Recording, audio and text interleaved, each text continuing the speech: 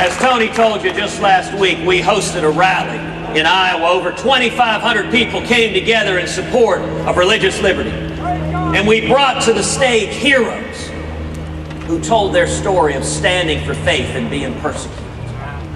People like Dick and Betty Odgaard, a wonderful couple that owned an old historic Lutheran church where they hosted weddings until two men came and demanded that they host and celebrate their homosexual.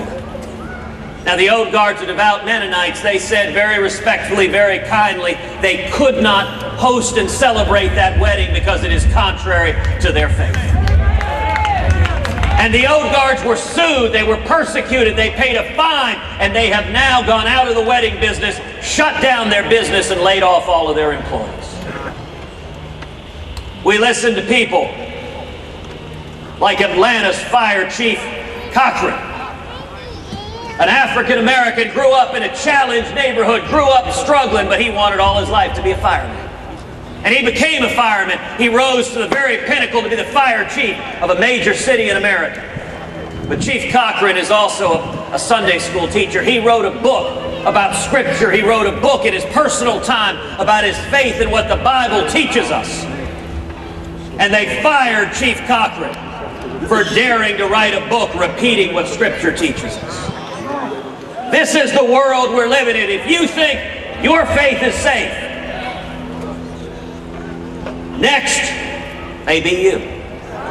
Next may be me. Next may be your pastor who preaches the word from the pulpit.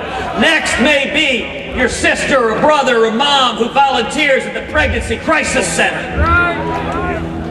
And you want to know how bad it can get at that rally? We had Name Abedini, the wife of Pastor Saeed Abedini, an American citizen, a Christian pastor, sentenced to 8 years in prison in Iran for the crime of preaching the gospel.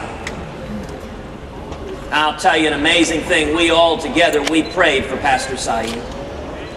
Our president has abandoned Pastor Saeed and 3 other hostages in Iran. We prayed for Pastor Saeed, but let me tell you, God is always in control.